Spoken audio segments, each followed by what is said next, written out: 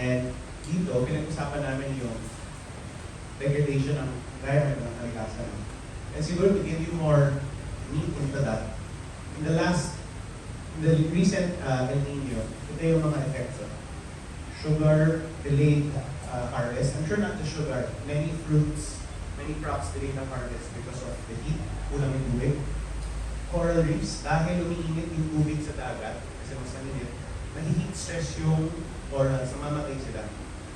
And 1 hectare of coral reef equals 1,000 kilos of seafood. So wala kang coral reef, wala kang seafood. Magmamahal yung pagkain natin. Or you have to go deeper.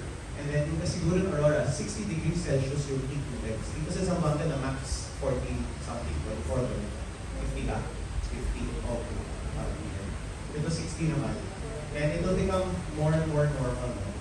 And that heat, ang nangyayari, causes these storms. Diba recently nagka-Luzon na lahat, pero 6 na bagyo, 2 months. Lahat sila category 4, 5 yung lakas. No? Tapos 4 sabay-sabay. Ito kasi yung nangyayari. No? Yung sinag ng araw, tatamaan yung mundo, kailangan natin yung init kung hindi, magliliyelo yung buong mundo. Yung excess heat reflected back into space para hindi tayo malipot dito. However, in the last 220 years, yung mga businesses natin emit a waste called greenhouse gases. What are these? Carbon dioxide, yung lumalabas sa pollution ng mga bicycle, jeep, methane, food that is spoiling, F-gases, yung bukas ng aircon, right? Or halimbawa, kung meron tayong charcoal power plant dito, or generator, yan, may carbon dioxide na labas. Now, pag ang carbon dioxide and methane and other gases na labas, they act like a mirror, parang salamin. So yung heat na palabas, imbis na lalabas, ma-reflect part back into the world. So yung init, imbis na mag-escape, babalik. Ang mangyayari, parang naluluto yung mundo. And so what happens is you have more evaporation. So more water from the ocean, aakyat. Tapos, dahil may evaporation, yung wind cycle nagpapalit na lang sa hangin, and it creates weather disturbances. These weather disturbances turn into the storms. Ganun siya. And dito, you might not have as many storms, but it will affect yung ulan mo. Kung dati, halimbawa, ang soil, ang magandang soil, ang kaya niyang absorb na tubig ay 7 millimeters per hour. Yan ang kaya. Kung maganda yung soil mo. So kung may semento, syempre walang absorption na. Ang dala ngayon ng bagyo is 500 millimeters in 24 hours. So, sobrang dami niya kasi 7 times 24 is 1. 140, mga 150, sabi mo na 160 mm ang kaya ng soil. Pero in 24 hours, tapos bibigyan ka ng 500. Saan pupunta yung tubig na yun? And whether you get strong wind or not, yung amount of rain. And that's because of the businesses we do. And gusto ko maintindihan nyo to kasi ito rin yung pinag-usapan sa tinatawag na United Nations discussion, yung Sustainable Development Goals, or the Paris Climate Treaty, or COP, if you are familiar. Yan yung inaano nila. At nagre-reklamo ang mundo, ang ilang bahagi ng mundo, tulad ng mga bansa tulad ng Pilipinas, Indonesia, maliliit na bansa, nagre-reklamo, hoy, kayong malalaking bansa, ang dami yung buga na carbon dioxide, methane, greenhouse gas, para magpayaman. Pero kami natatamaan. Kumbaga, yung basura nyo, tinatapon nyo sa amin. So, magbayad kayo. Kasi kung hindi, patay kami. Yun ang mayayari na. Anyway, ito yung mga ilang drivers of carbon. Saan ba siya nagagaling? Industry, semento, bakal, may carbon. Pag pinatay ng kalikasan, may carbon yun. Pagkain, may carbon. Beef, mataas ang carbon dioxide. Lentils, mga beans, carbon negative. Gulay, mababa. Chicken, medyo mataas. Pork, mas mataas. And then energy natin. This is from Stanford University. And so, the two examples I want to give to you for business, tourism business, relate to trekking and surfing. Ang dalawa. Ito sa Siargao. Wala akong na-serve nung araw na yun kasi nakaya. So, nagpa-picture na lang ako. So, yung bansa natin, in year 1900, binenta siya na Spain sa US. Alam niyo kung magkano yung bayad? What? Guess? Yes? So, it's $20 million. Nakuha mo ba? So, Spain, so the US says, Spain, we will buy the Philippines for $20 million. Treaty of Versailles. It's in our history books. No? Ngayon, sa history books natin, lumalabas na gusto lang tulungan tayo ng US para mapayapa na ito. Pero, kung tignan mo yung meeting minutes ng US Congress, tsaka ng President of the US Capitol, ito yung sinabi ng mga Congress na yun. In English, sabi nila, Mr. President, the Philippines has lumber to last us generations. And there is no farm in California that has soil which is better than farms in Luzon and Mindanao. So, Tagalogin ko. Mr. President, ang Pilipinas, meron po siyang kahoy para sa ilang generasyon natin. At ang lupa sa Luzon at sa Mindanao, mas mataba sa kahit anong lupa dito natin sa California. Kaya nila gusto yung Pilipinas, kaya nila binigay. May ROI yan, may return on investment. Itong litrato, dito mo makikita. 1900, nung binili tayo, 70% ng bansa natin, virgin rainforest. Ibig sabihin, yung mga puno, kasing laki ng patong to. Tapos ako ng tangkar. Anong ginawa nila? Binenta. Yung tol, binenta. 2016, 3% na lang yung ano natin. So, isang epekto niyan, yung ulan napapalit, yung init napapalit. We're experiencing drought, right? And El Nino is happening again, again. Tapos meron na tayong mga wildfires. Meron ba dito? Pakikita sa bulong. And then yung mga bagyo, ito na ang itsura ng bagyo ngayon. Category 4. Sakto ganito yung itsura ng bagyo na kumampas sa people. Yung mga hindi mga taga-people, kawawa talaga. And then, yan, alam mo naman, baha. Grabe din. Ngayon, yung puno kasi, ito yung ability niya to hold water. 2,000 liters per tree. Tapos ito yung, ano niya, yan yung breakdown of trees, roots, leaves. Right? And kita mo naman, in the dry season naman, nakikita mo rin na yung mga ilog natin, nababawasan yung tubig as much as 75% less water. This is a problem kasi halos lahat ng magsasaka sa atin, rain-fed and river-fed yung tubig nila. Okay?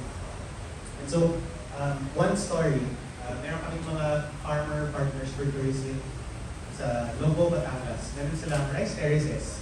Island sila, 1,000 plus meters above sea level. Nung punta ko nung January, kalahati lang ng mga farmers nila yung may tanim na palay. Bakit? Kalahati lang ng farmer yung ba't lahat yung kalahati lang? Yung balance, nagka-crack ng lupa. Sabi na, sir, kasi problema kami, kulang kami ng resources. So sabi namin, happy-happy na lang. Sabi ko, anong kulang? Seeds ba kulang? Sabi niya, ay hindi sir, binigyan kami ng LGU ng seeds.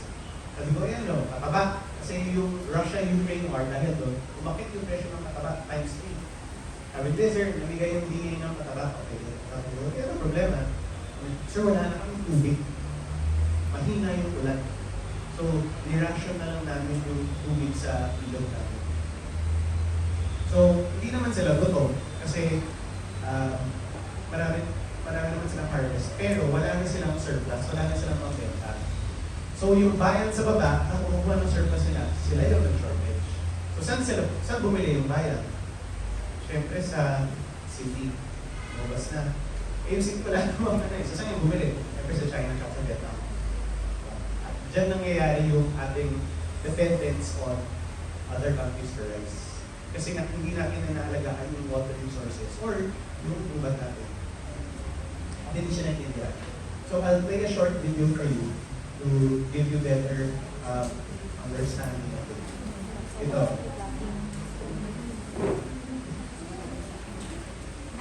Yung mga nasa gilid, kung gusto nyo dito, makikita nyo. So, dito, may dalawang planter box. Didiligan pareho sa kayo. Ito, walang halaman. Ito may halaman. No? Kita nyo ba? Yung walang halaman, tingnan mo yung agos ng tubig. Tumalabas taas. Dala na yung topsoil. 6 inches of the topsoil. That's all you need to grow life. Kasi dyan lahat ng nutrients, dyan lahat ng tabak na lupa. Look, it's flowing out. This is a landslide, a flash flood, a mudslide. Dito naman sa kanan nyo, dahil may halaman, tignan mo yung tubig. Saan siya lumabas? Sa taas, sa baba? Malinis, marami? Mabilis, mabagal? Okay. Yan ang water management system ng watershed or ng rainforest. The roots, the leaves, hold the soil. Tapos, dahil nandyan yung mga halaman, yung tubig na kababa sa ilalim, yan yung pinukunan nyo ng deep well. Dito walang deep well sigurado kasi tubig wala na. Ito, wala nang dinidilig sa taas, ahos pa rin yung tubig. Dati nung bata ako, nagtataka ako, bakit kung may ilog sa taas ng mundo? Sa Cordillera, sa Baguio, bakit may ilog na ng taas? Bakit galing yung tubig? Yung pala, galing sa lugar. At pag wala na yung lugar, wala na yung ilog. Simple lang. So kung kayo, bibili kayo ng bahay, isa sa paanan ng bundok. Gusto niyo ba yung bundok sa likod? May puno, walang puno? May puno na. Kung hindi, patay ba? So, ito yung effect sa atin. Yung rise, aakit presyo. Diba? Ano naman yan? Sakit, taas. At ito po, meron akong dalawang litrato para sa inyo. Itong sa kaliwa, ang tawag pa dito, golf course green. Kasi mukha siyang golf course. Maganda sa tingin, pag green, ay wow, katingkad, ang ganda. Ito naman, dark green. Kasi sabihin, ay, ba't dark? Pangit. Pero sa totoo lang, ito yung maganda, ito yung pangit. Kasi pag tag-init, masusunod kong lahat. Ito, tuloy-tuloy ito. And sana, picture nyo or padala ko sa inyo. Kasi dapat naintindihan nyo, pag nakita nyo yung mundo, masasabi nyo kagad, ito, okay, ito, hindi. Kasi walang nagturo sa akin ng bata ako dati. Pag nakita ko ito, wow, ganda. Wala. No, it's biologically. And here, ito na yung bundok ko sa kami katrabaho. Talagang patay na patay. Kasi nalaging na, mining pa, tapos sumabog yung mga pinatubo. And yung mga pinatubo, yung lahar niya, 17 feet. So, ano yun? Ay, 17 meters, 50 feet. So, 5 floors. Ganun kataas yung lahar in some areas. So, and every year, nasusunog siya. So, yung goal namin dito, using ecotourism, is to restore 4,000 hectares of rainforest and agroforest. So ito yung, kanina sa video, diba, kita nyo, may hiking, may trekking, 5 kilometers per way. Pag pagod na, pwede mong kalabaw. And then, may immersion with the community. Archery, may herbal medicine. Tapos, yung community, magaling naman sila magluto, pero hindi nila alam kung anong taste ng taga-syudad or ng foreign. So, ginagawa namin, at lahat ng mga nanay, ano yung mga paborito o yung pinakamasarap na luto nyo? Iluto nyo lahat, tapos titikman namin. Tapos doon kami magbabase sa menu. Tapos gagawa ng menu para madali. Pati vegetarian, alam na nila ngayon. Kayo, kahit alam nila, pwede nyo yung coach. Halal, kaya din. Then, community program, dancing, planting, no? At ito yung dahilan kung ba't kami nagsimula ng programa. Dahil gusto namin magtanim, tumulong sa kanila habang kumikita sila. No? So, si Chieftain, Chieftain Erese, pagkatapos ng una naming programa, nagdala kami ng 20 tao. So sabi ko, Chieftain, salamat. At nakaraos din tayo sa unang tour natin. So ito po, 4,000 piso. Tanggapin niyo po. Maliit lang. Pero sa susunod, pag mas marami na kayong, mas na-train kayo, akit yan. Today, the community can earn as much as 30,000 on one visit. So, yung unang pera na yun, si Chief Tintin. Sabi, huwag mo ng pera. Sabi, ba't ayaw ng pera? At para sa akin, kailangan nila ng pera, walang kuryente sa kanila. Walang tubig. Ang mga adults, grade 5, grade 6, tapos, hindi marunong magsulat. Walang cellphone signal sa bundok. So, hindi ko maintindihan, ba't ayaw tanggapin ni Chief Tintin yung pera? Kasi, naman yung dahilan kung ba't ako nag-proceeding mag-tourism sa kanya. Ay, mo chieftain na tayo mo. Ang hirap magdala ng bisita dito, tapos gusto ko na yung may trabaho, hindi yung donation lang, di ba? Eh, chieftain, ikaw rin naman yung gusto niya. Sabi niya, oo, gusto ko yan, pero ito kasi yung problema. Pagbigyan mo ka ng pera ngayon, baka magastos ng community namin sa loan, Pilipino na kape, sa sigarilyo. Hindi naman yan papakinabangan ng tao na talaga. Kasi gastos ka agad yan. So sabi ni si Lady, anong gusto mo, chieftain? Sabi niya, ganito na lang, kung seryoso ka na tumulong sa amin, at kung babalik ka, dalhan mo kami ng mga buto at pito. Kasi yun, matatanim namin. Alam namin kung paano paramihin. At kahit nakawin yun, yung magnanakaw, itatanim na yun at makikinabang ang bata sa bayan namin, sa barangay namin. So, itong chieftain na hanggang grade 5, tinuturuan niya ako tungkol sa sustainability. Tinuturuan niya ako about regenerative business. Napakatalino niya. Pero, pag dinala mo yun sa syudad, baka tanongin siya, anong grade niya tapos, tsaperas na lang siya. Pero iba. So, si chieftain, dahil napakagaling niya, sabi namin, team ko, sige, gawa natin ng paraan. So, we did two things. No? Una, kumuha kami ng mga buto para sa kalikasan. So, ito yung naging program natin. Nagsimula kami sa ito 2021, 20,000 trees na kami. 2024, 62,000 yung mga buto.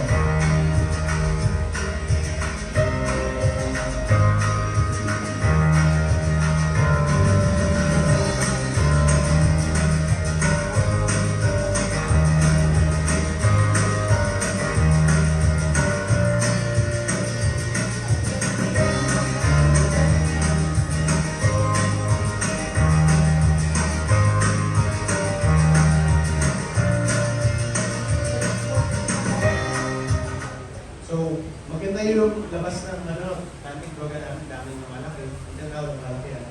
Pero may isang elder lumapit sa amin, sabi niya, sir, kalikasan na naman, kalikasan. Sabi, bakit yung problema sa kalikasan?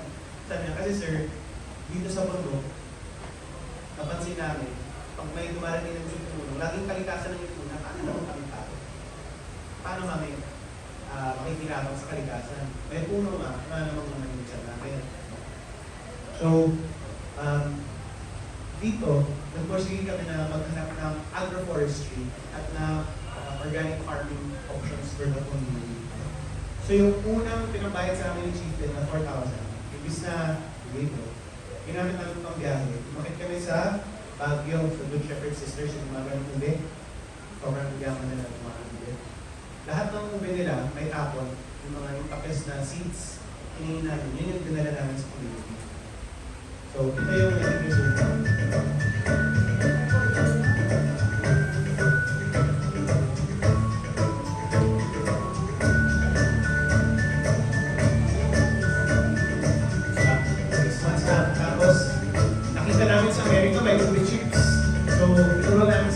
Iwat, Japanese style, so Japanese, tapos big rice.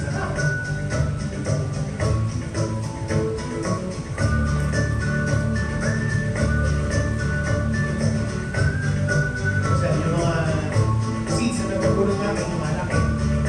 Tapos, pinensyon namin yung temperature, buong haba. 46, 33, ang layo. Diba? Pag may puno, may bulaklak. Pag may bulaklak, may honeybee. Pag may honeybee, may kaya binibenta na rin natin. Nililinis lang, tapos pinapackage na lang. And then yung mga community na may gubat na ng konti, diretso kami sa fruit trees. So kahit COVID, nakahanap kami ng karang-karang monitor. And then yan, may mga papaya, may kalamansi na rin yan. Tapos kawayan, no? Kailangan yun para sa mga riverside. So nagpatalim ng kawayan. And then in 4 years, ito, harvest na ginagawang bamboo parol. So, hinanap namin, ano ba ang binibenta ng, ano ba yung pwedeng gawing produkto sa kawayan? Tapos yung paborito namin, kasoy. Halos lahat ang kasoy natin imported from Vietnam and China. Kung hindi namin sa Palawan.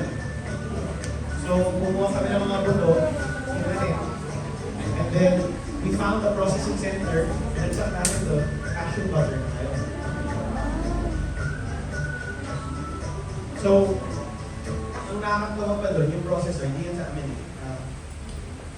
Yung nahanap ko siya noong 2021, nung 2021, nung tinanong ng COVID.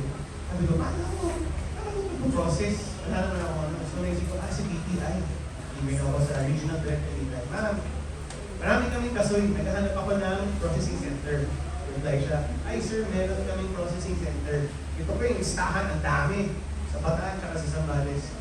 So, ginahin ko yung first 1,000 kilos of cashew. Pinagsak ko doon sa isang processor. Tuwang-tuwa yung processor. Ay, sir, hindi ba na namin kulang kami ng supply? Meron ka ba? Sabi ko, talaga? Ma'am, paki-process, bibigyan ko as cashew butter. So, masaya si community may nabenta, masaya si processor kasi may supply siya. Masaya siya ulit kasi ibabuy back ko as processed good eh. Tapos ako na magbibenta sa dulo. Meron ba akong umunan doon? Wala. Lawal. Tsaka lakad. Diba? Today we have 30,000 cashew trees. Lahat ng mga naging bisita namin, tumutulong. Yung iba magdadalate ng 50 pesos ito para makuha kayo ng pating. Yung iba magdadala ng seedling. Yung iba magbibigay ng farming tools. Yung iba magbibigay ng solar lang. Kasi ang bisita, kapag natuwa sa programa, lalo na community-based tourism, tapos naramdaman nila yun na totoong tao kausap nila, papilitan nila yan. And today, itong Aita community na to, ano na sila, well represented sila in Museo Pambata sa Rojas Boulevard sa Pilipinas. And yung video na pinakita ko kanina, we have a longer video, documentary. Ipapalabas rin yun. Para naman yung tubo, that is yung Aita, hindi lang siya nasa libro nakabahas. Totoong tao na napakatalino. Anyway, yan yung kwento ng project namin Page 7. So ito po, ulitin ko, walang tubig, ito meron ng tubig. Dahil may puno na to, pwede na kami magtanim ng iba't ibang bagay. At si Chieftain, hindi ko tento, nagbentbent pa ng 25,000 itong katapusan ng September. So now we're about close to 90,000 trees. And dyan, sa bundok. You can check the coordinates guys. Makita niyo ang video. Tapos nagtatanim kami ng mangrove, in farming, in fishing communities, kasi kalahati ng mangrove sa bansa wala na. So, anong pwede mo itanim sa agroforestry? Ito, cashew. Mahilig sa init, up to 200,000 per hectare. So kung meron diyang lupa na walang naman, lagyan nyo. Next, kape. Ang kape, guys, ito kayo. Ang kape, hindi niya kaya diretso sa init na kape. Gusto niya na silong siya. Kasi kung hindi siya nakasilong, mamamatay siya. Masyadong malilong. Susunod, tsaa. Halos lahat ng tsaa sa bansa galing sa United Kingdom, India, at Thailand. Bakit kapag bibili sa labas, pwede mong pakuluan yung dahon ng mangga, pwede mong pakuluan yung dahon ng buwayan, dahon ng anonas. Pwede mo nang ibenta yung mga yan. Sayang naman. Okay. So ito nga, nakwento ko, one of our challenges, wildfire. Ito si Chieftain niya, no? Pina-monitor nila. So we lost 22,000 trees in that process. No? And ito nga yung nangyayari, no? Na tinatawag namin flood and fire. In August 2023, yung ilog, napakalalim. So ito, tumawid siya para bumili ng bigas. 8 feet yung depth niya. Pero, nahawag siyang plastic na bigas yun. Tapos, 6 months later, February, wala nang tubig yung ilog. Tapos nasusunog pa yung bundok sa likod. Saan kayo nakakita ng gano'n? Baha, tapos biglang sunog. Desierto, pagkatapos. Flood and fire. Pag may lugar kayong nakita na ito na ang nangyayari, ibig sabihin, yung ecosystem, yung kalikasan, napakahina na, humihingi na siya ng saklolo. Because the ecosystem can no longer manage the heat and the rain on its own. And so it's flooding, it's bleeding, it's dying. Right? And this is what we want to prevent. No? We want to heal. And so, Chinek namin, ano ba yung source ng fire? Siyempre, itong damo na dati dead, ngayon, tag-init, siyempre, that will dry up very quickly. Para siyang papel. So, tapos ka na sa sigarilyo dyan, liyan lahat. Lakas pa lang hangin sa mundo. So, it will jump. And so, one of the solutions we thought, kasi nga, mahirap mag-akit ng tubig sa taas ng mundo, ay gawin nating resource yung dry grass, dry twigs, dry leaves, into biochar. Familiar ba kayo sa carbonized rice hull? Yung itak na pinagawang tin? Okay. Tama na siya. Fertilizer. Okay. Same concept. Pero ito, you can use leaves, grass, twigs, branches. No?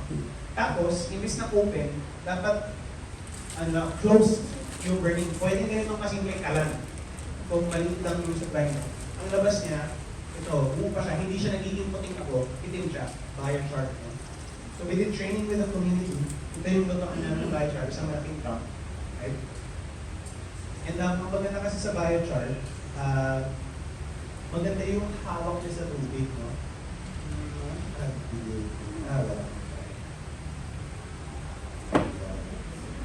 Tapos yung biochar, sabi nga, pataba, no? Ito, yung halaman sa gitna, siya yung man-access sa biochar, 5% of soil.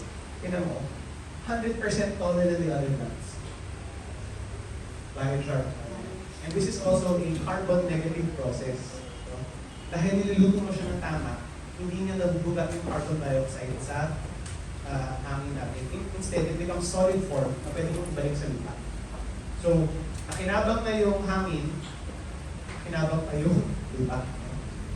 And ito yung wildfire, diba? Open burn, usok na malabas. Ito, may niluluto kami dito sa loob, malinis yung hangin.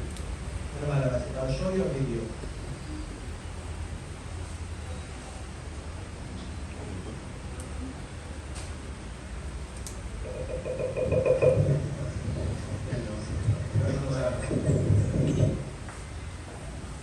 Sobrang okay siya.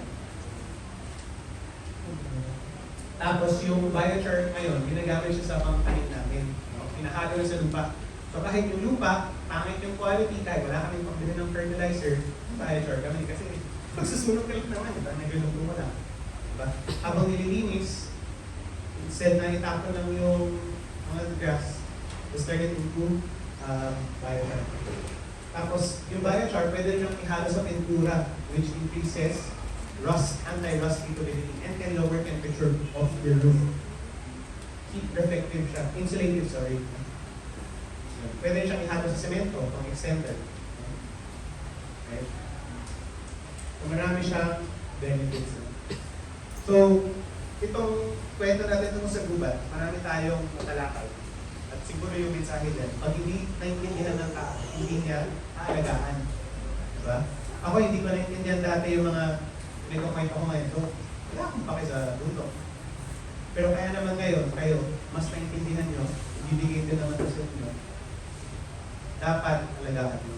Kasi ngayon alam nyo kung saan nanggagaling yung problema. Nakikita nyo din yung ilang solusyon. Hindi lang naman yung sa amin yung solusyon. Maraming pang kita. Sana kayo bilang entrepreneurs, isip kayo, how do you make money and add value to people and to the planet. So, kanina sabi ko, dalawang kwento. Isa sa bundok, isa sa dagat. Yung bundok namin sa Metro Manila, Tagumpal ba na, yung Share Market, only 25% na lang yung may puno. So, for me, dahil taga Maynila ako, doon ako pinanganak, doon ako lumaki, gusto ko sana, sa bayan ko, ayusin ko. Kasi nagagawa ko sa Zambales pero layo. Eh dito kami nakatira. So gusto ko pang ayusin. At ngayon, katabahan namin ng Dumata para magtanim dito. Siguro nakaka-1,000 puno na kami. Pero paparamihin niya 200,000. At ito, kung dalawang linya, ito ang Pasig River.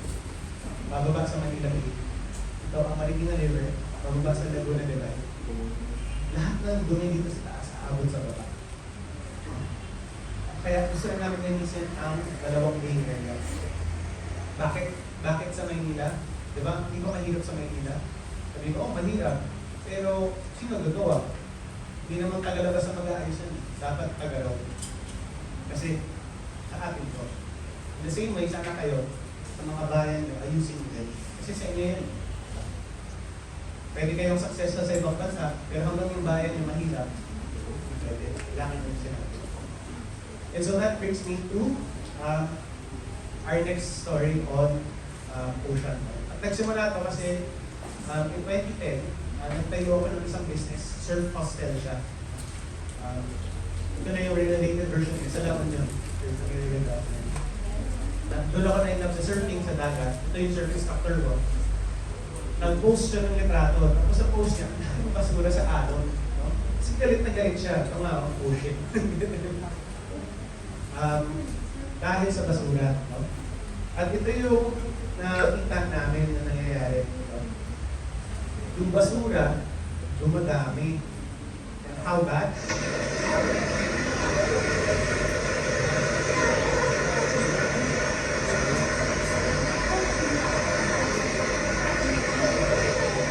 Grabe, diba? Grabe yung basura. At yung maraming ilog na ganyan sa Manila. Galing sa mga bayan, hindi lang isang bayan lahat. No? And it goes to Manila Bay. Gusto nyo bang kumain ng isla sa Manila Bay? Now, yung basura, may kumabot yan, dadaan sa ilog, aabot yan sa dagat. Kasi lahat ng ilog kumabot sa dagat. Pagdating sa dagat, yung isla, nakaingin na lang ngayon, hindi nyo na alam kung hayop ba yan, halaman, plastic. Ito, tiyan ng isla. Tapa, basura, Yellow feet. plástico, colocado de botella. Sino kumakain ng yellow feet muna dito? Kawawa tayo. Kumain na kayo ng plastic sigurado. Because more than half the fish in the ocean already have plastic in their stomach. Kalahati, 1 in 2. No? So yung mga tinatapon natin, saan napupunta ba yan? Bakit? Hindi ba may recycling? Hindi. Kulang ang recycling. We only recycle 7% of all plastic we have, no? Ang baba. Right? And ito, yung plastic, hindi kasi siya nabubulok. So, nabawa, may plastic bag kayo. Kapag nag-settle yan on a piece of coral, yung plastic will attract, it will attract a lot of bacteria.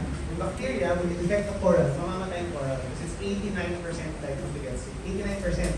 Parang kang binaksin. Diba? Yung efficacy ng vaccine, diba? 90%, 90%. So, yan. And, ang tanong, sabihin ko sa math, magkano ba yung hindi natin na-harvest from Manila Bay?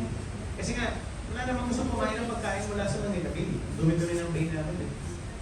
So, I got data from the Smithsonian Museum in the US. Ito yung mathematical calculation. About $16 million per year yung nawawala sa atin. Or, 2.9 million kilos of seafood, 17,000 kilos of seafood from the river, and 900,000 kilos of seafood from Laguna de Bay.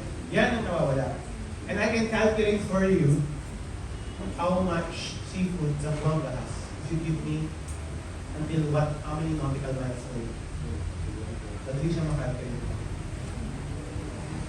So ito, kahong mula dito, gusto tingnan. Bangus. Okay? And so the message I am showing is, pag mas malinis, mas mura ang pagkain. Kasi yung basura, pinapatay yung bahura, yung coral. At pag patay yung coral, walang isda. So, ano ba ginawa ng mga namin mag-kaibigan? Sabi natin, kailangan natin ng solusyon. So, we need to find a way to educate people on recycling, waste reduction. Tapos kailangan medyo may pakulot tayo. So, ito yung teacher namin sa Al Jazeera.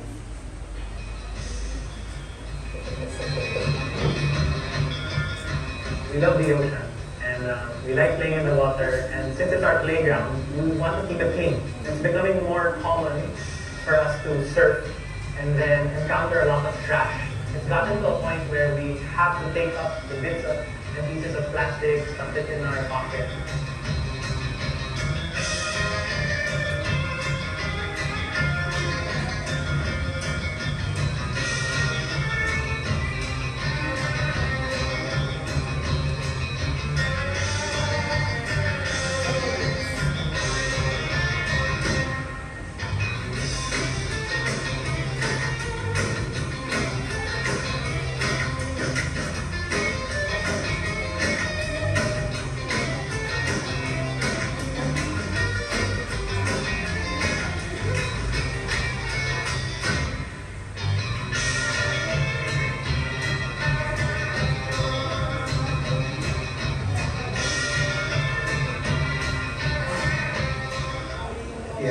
rubbish is a problem, but we can do something about it.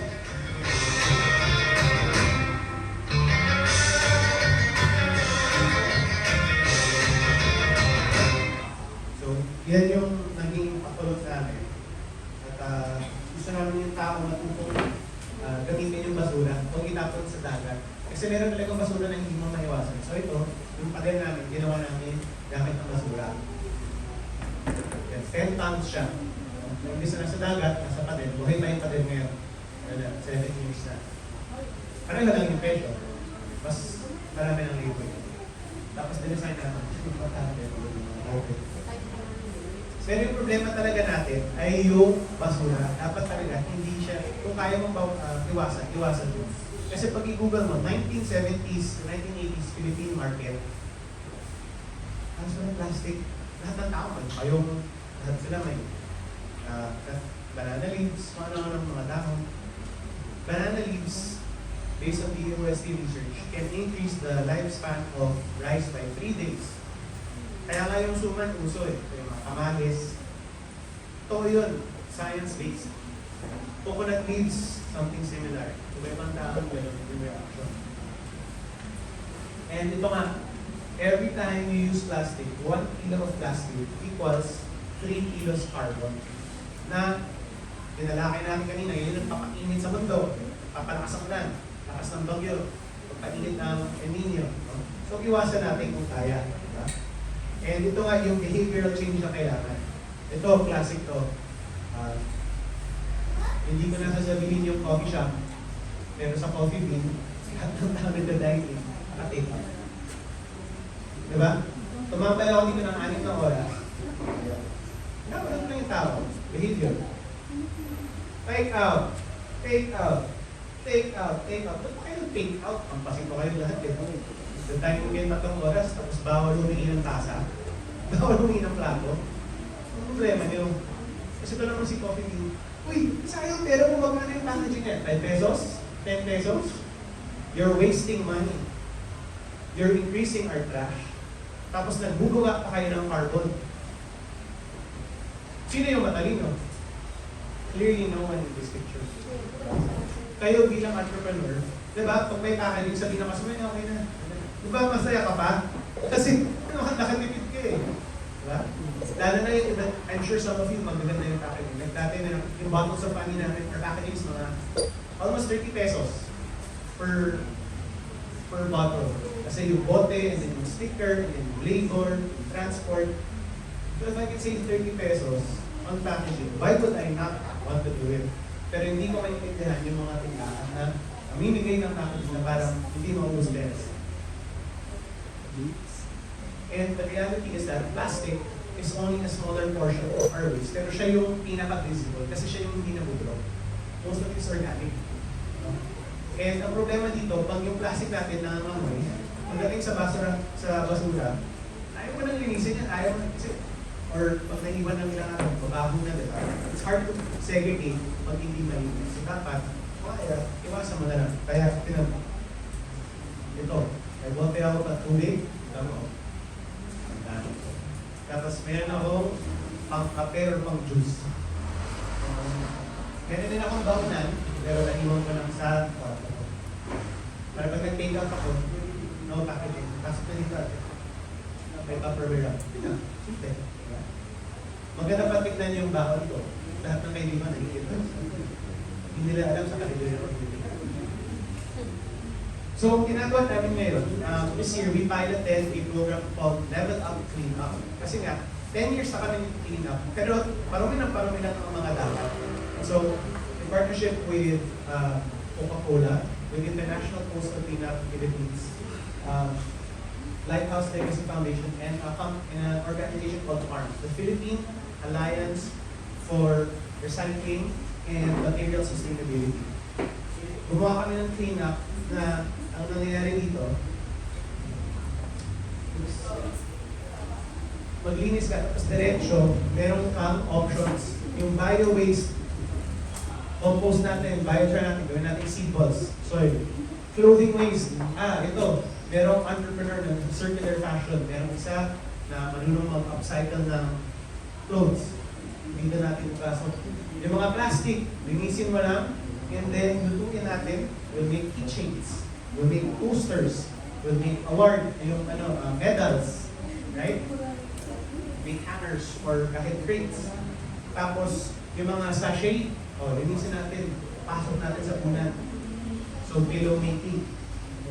So, may solusyon lahat. Kasi ayoko na problema lang ng problema. Gusto ko solusyon. Kasi dati, nung nag-clean up kami, ang tanong, Sir, nag-clean up pa na yung clean up. Anong gagawin namin? Ito na. Kausapin nyo. And sobrang ganda kasi lahat na nakakuha namin, naiikot na. Tapos, yung mga tao na nag-clean up, may supplier na sila ng waste reduction or waste recycling. Good for business. Sana magawa din natin is there. So, ito yung mga sites namin sa Luzon. At gusto sana namin kasama ang Zamboanga. Kasi napakaganda ng area niya. Pwede nga, Italy, Basinan, if possible. Maganda ang bansa natin, pero kailangan natin alagaan. And last night, I was talking to Christine. One of the programs we wanted to do, one is called Feast from the Forest.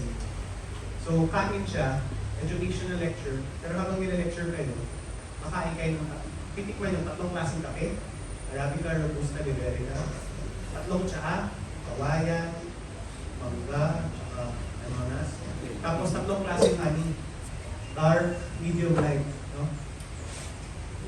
Para matikman mo, ano ba ang bigay sa'yo ng lugar? And then meron din kami isa pang program, kailangan na natin ng recipe. It's called Disappearing Dinner. The food that we use to climate change. Because, yun na, pinapakita tayo, pag lumala ang climate change, ang pagkain natin magmamahal at mawawala yung iba. And siguro for you guys, no? Just a reflection on our journey. This is our process. Kasi the business you do today might not be your business in 5 years. Baka iba na. Pwede pareho yung pangalan, pero baka nag-iba na yung model niyo, yung product or yung service. So kami, just to show you, we started with tours here. And then na-realize namin, yung tours namin, para pagandahin, kailangan, as a tour guide, kailangan marami ng alam, diba? So we started to master knowledge on soil, on forest, on agriculture, on indigenous culture. Hanggang mamaya, kung lumalapit na sa amin, for school, turuan na naman students namin. So we became an educational programs provider. Hindi lang kami R&R tourism. Hindi lang yung igala-gala. And then we said, uy, dapat yung course kasi, konti lang ang, pag nag-present ako sa inyo, siguro isa o dalawa lang sa inyo punta sa tour namin in the next 5 years.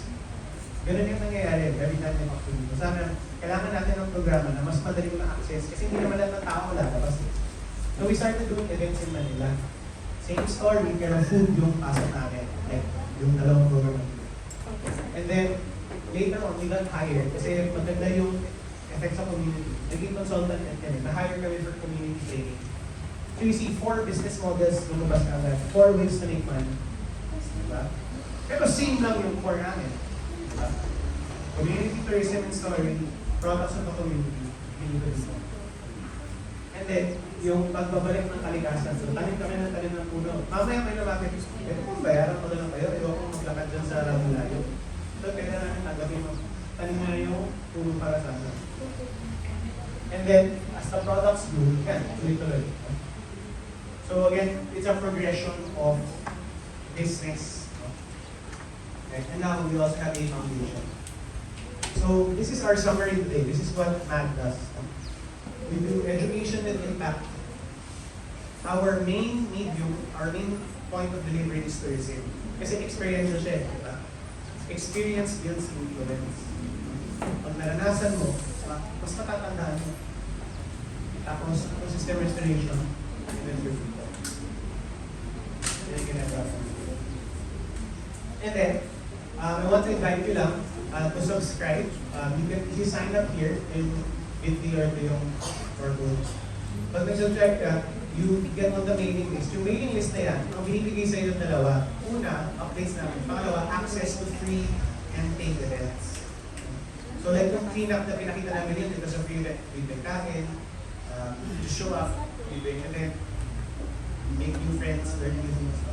And then meron din kami dito, free resources.